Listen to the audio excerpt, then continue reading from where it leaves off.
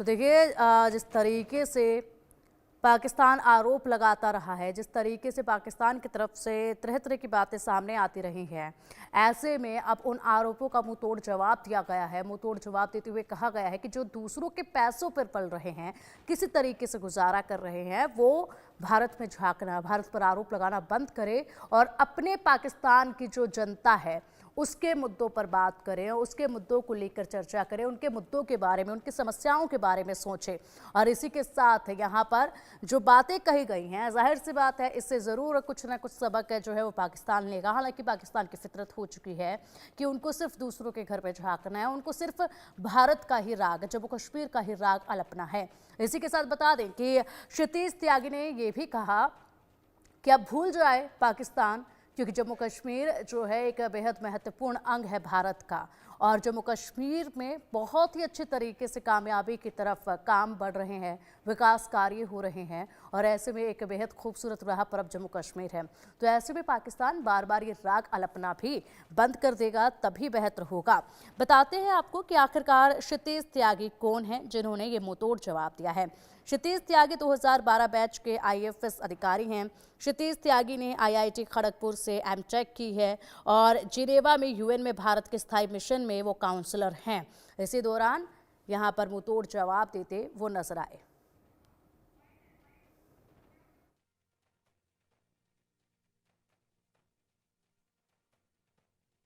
Mr. President, India is exercising its right of reply in response to the baseless and malicious references made by Pakistan.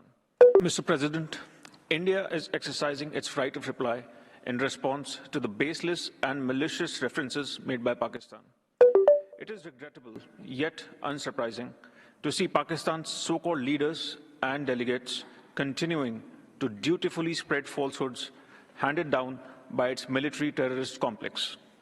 Pakistan is even making a mockery of the OIC by abusing it as its mouthpiece, which is fooling nobody.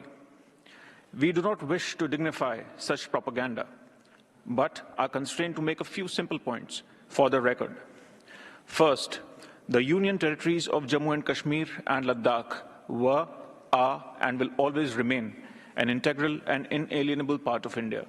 India remains focused on democracy, progress, and ensuring dignity for its people, values that Pakistan would do well to learn from. I thank you.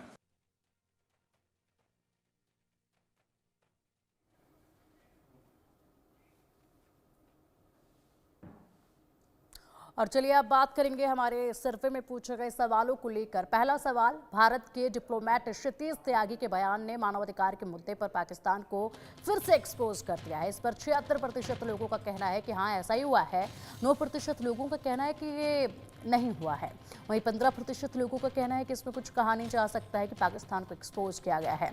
इसके बाद एक और सवाल पूछा गया, उस सवाल का भी रुख करेंगे। सेना के नियंत्रण में रहने वाले मीडिया, सोशल, नागरिकों के मौलिक अधिकारों का लेकर भी बात कही गई है। मौलिक अधिकारों का उल्लंघन करने वाले पाकिस्तान में मानवाधिकारों की क्या स्थिति है, इस पर 4% लोगों ने कहा है कि अच्छी स्थिति है, 50% लोगों को कहना है कि खराब हालात हैं, 42% लोगों का कहना है कि बहुत ही खराब हालात हैं, 4% लोगों का कहना है कि कुछ कहा नहीं जा सकता है इसमें। अब इन्हीं सवालों को लेकर हम चर्चा की शुरुआत करेंगे। चर्चा के लिए हमारे साथ हमारे खास मेहमान पाकिस्तानी पत्रकार राना अली जोहिब जी जुड़ेंगे, और साथ ही हमारे रक्षा विशेषज्ञ retired major general JK Bansal ji भी हमारे साथ रहेंगे। तमाम सवाल हैं जो पूछे जाने हैं, चर्चा इस पर जारी रहेगी। और इसी के साथ ये जो सवाल है महत्वपूर्ण सवाल है, क्योंकि लगातार पाकिस्तान जिस तरीके से यहाँ पर जम्मू कश्मीर का राग तो दूसरों के सामने अलपता ही है। इसी के साथ अगर बात की जाए तो पाकिस्तान आए दिन यहाँ पर भारत में झांकते हुए यहाँ के हालातों को बिगाड़ने की पूरी कोशिश में रहता है। ऐसे में चलिए हमारे खास मेहमानों का रुख करेंगे। बंसल सर, बहुत स्वागत है आपका इंडिया न्यूज़ पर। राणा जी, आपका भी बहुत स्वागत है इंडिया न्यूज़ पर। बंसल सर, सबसे पहला सवाल मेरा आप ही से है। पाकिस्तान जिस तरीके से लगातार जम्मू कश्मीर का राग अलपता रहता है, जिस तरीके से भारत को लेकर बातें कहता है, उस पर मुंहतोड़ जवाब जो है वो दिया गया है। भारतीय राजनयिक क्षितिज त्यागी, ये बयान आपने भी बेहद ज़रूर सुना होगा। बेहद बेहतरीन तरीके से एक एक बातों का उल्लेख उन्होंने किया है और बहुत अच्छे से आईना दिखाने का काम उन्होंने किया है पाकिस्तान को।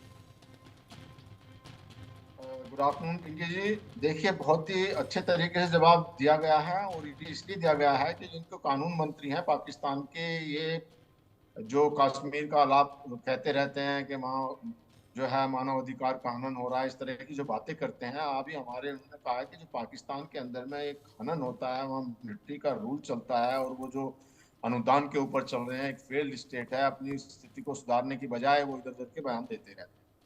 तो देखिए, ये हमारे तो उन्होंने कंडम कहा ही है। इसके लिए, इसके अलावा मैं एक बहुत अहम बात ये बताना चाहता हूँ कि 8 नवंबर 2024 को एक यूएन की जो एक ह्यूमन राइट कमेटी है, उन्होंने भी इस बात को, वो पाकिस्तान को कहा है कि पाकिस्तान के अंदर में जो है, जो मिलिट्री की कोर्ट्स हैं वो बहुत सख्त हैं, और मिलिट्री की कोर्ट जो वो सारे अधिकार हनन किए हुए हैं मिलिट्री की कोर्ट्स ने, और वो सिविल को भी, सिविलियंस को भी कोई हक ही नहीं है मिलिट्री कोर्ट का सिविल लोगों के ऊपर कोई अधिकार रखने का। सिविल की कोर्ट में उनको ट्राई किया जाता है, उनको जो ये एक मृत्यु दंड दिया जाता है, उसकी जो बहुत काफी आलोचना की है। और उन्होंने कहा है तो ये international covenant for civil right and जो एक पॉलिटिकल राइट्स हैं, उसके मुताबिक जो होना चाहिए, उन्होंने इनको नसीहत इस बात की दी है।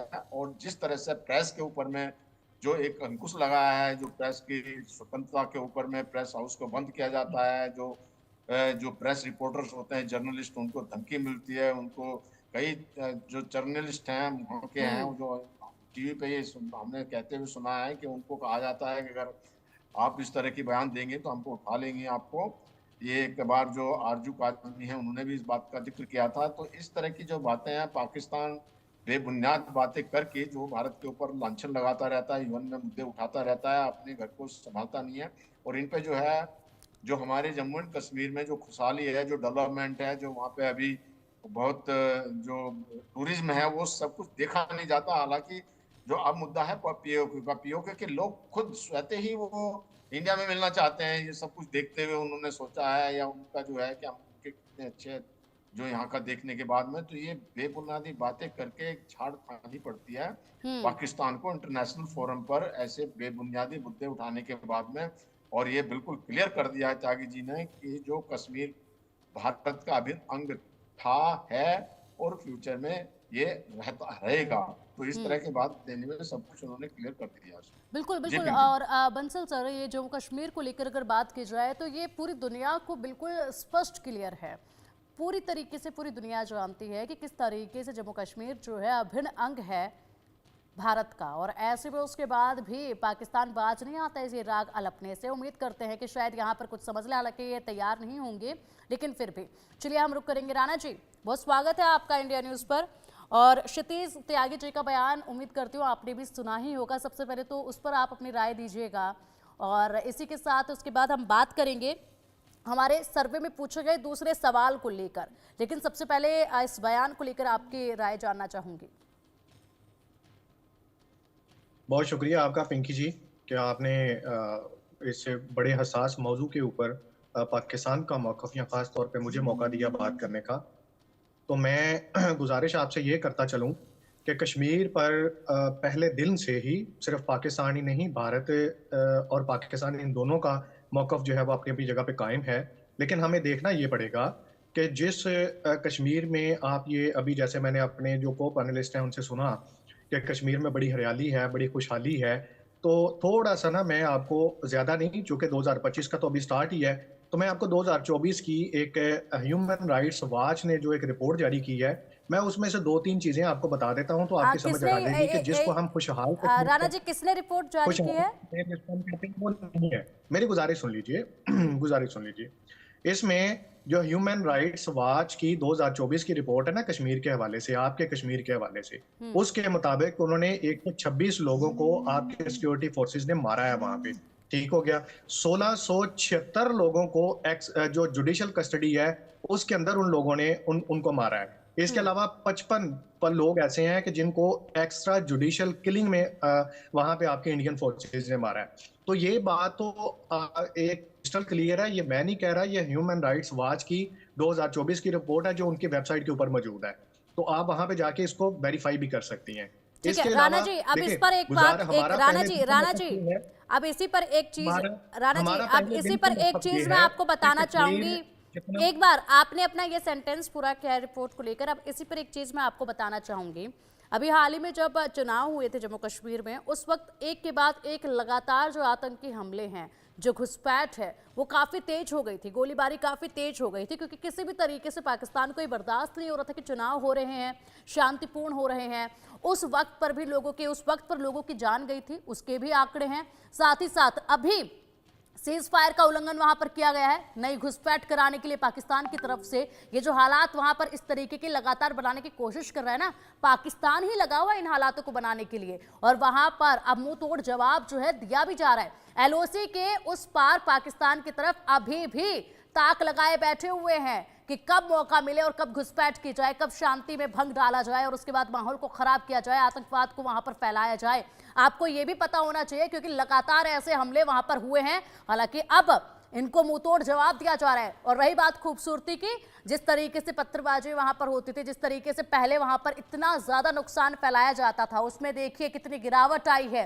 किस तरीके से बड़े हमलों को पहले ही रोक दिया जाता है। अभी भी 2 आईईडी को डिफ्यूज किया गया था। उम्मीद करती हूँ ये खबरें भी आपके पास होंगी। जी पिंकी जी, जिस हिम्मत के साथ और जिस आप ये कह लें कि सुकून के साथ मैंने आपकी बात सुनी है, और उम्मीद करता हूँ आप भी मेरी वैसे ही इस बात जो मुकम्मल होने देंगी।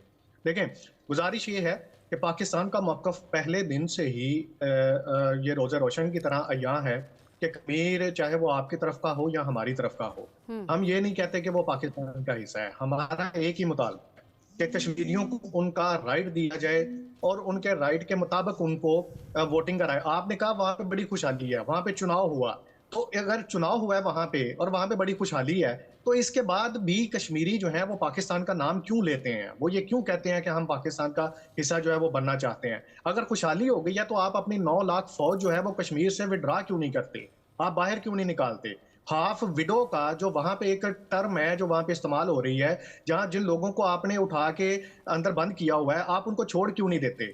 अगर वहां पे इतनी ही ज्यादा आपकी राणा खुशहाली जी, और चिंता मुझे हो बिल्कुल रही भी है, समझ नहीं आ तो रहा कि जहाँ ये पे कौन से जो कश्मीर के औरतें लोग हैं, जो कौन से औरतें जम्मू के वहां लोग पे हैं, जो जो औरतें पाकिस्तान में वहां जाके पे आप लोगों 20-20 से सालों से दरखास्त लगा रहे हैं कि हमें अपने यहाँ पर बुला लीजिएगा। क्योंकि अभी हाल ही में एक बहुत ही मशहूर फैशन डिजाइनर है पाकिस्तान के, वो इंडिया में घूम कर आए और उसके बाद इंडिया को जितने बखूबी अपने शब्दों में उन्होंने पिरोया है ना, वो उनका एक इंटरव्यू आप देखिएगा कि इंडिया के लोग कितने खुशमिजाज लोग हैं, किस तरीके से हंसते हैं। मैं हर इलाके में गया, कितने रंग हैं वहाँ पर, पाकिस्तान में लोग डरे हुए रहते हैं। ये आप ही के लोगों का कहना है। आपके यहाँ के कई सारे ऐसे पत्रकार हैं जो बखूबी इस चीज़ को जानते हैं और पाकिस्तान में इस चीज़ को लेकर बातें भी करते हैं। और पाकिस्तान को लेकर सच्चाई हमें उगलने की जरूरत है, खुद पाकिस्तान के नागरिक उगलते रहते हैं। आप वो देखिए, जम्मू कश्मीर के लोग ना जाने कब आपके पास आ जाते हैं, कब आपको कहते हैं कि हमें अपने पाकिस्तान में बुला लीजिएगा।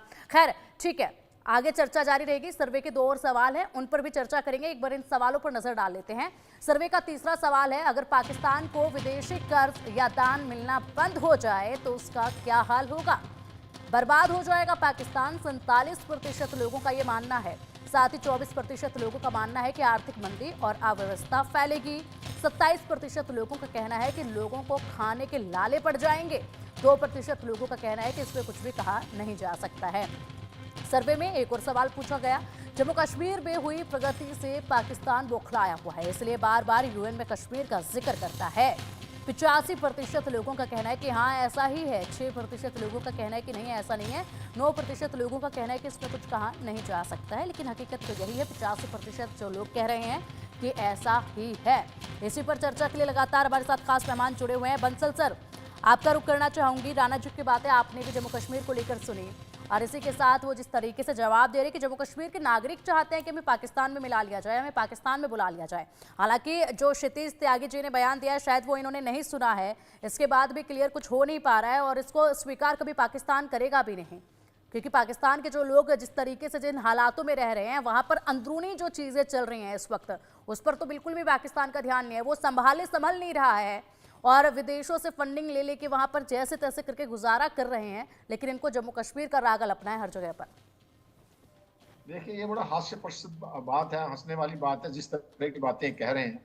इनके खुद जर्नलिस्ट यहाँ पे आगे कहते हैं कि पाकिस्तान अपने अंदर की जो प्रगति को छोड़ करके कश्मीर का चूर्ण चटाता रहता है पाकिस्तानी लोगों को लिए। सिर्फ उनका पाकिस्तान से लेना देना क्या है? अपने अपने देश में आप देख लीजिए, बलूचिस्तान में क्या हो रहा है, वहाँ के लोग कितने जो है इनके अगेंस्ट में है और उनको कितना सताया जाता है, पीओके के लोगों को कितना सताया जाता है। और जो मैंने बताया है कि हम नहीं कह रहे हैं, तो इंटरनेशनल कमेटी कह रही है जो ह्यूमन राइट की, कि भाई इनके यहाँ पे जो कोई जो ना जो जर्नलिस्ट की कोई सुरक्षा है ना कोई स्वतंत्रता है। तो इस तरह से सारी दुनिया जानती है।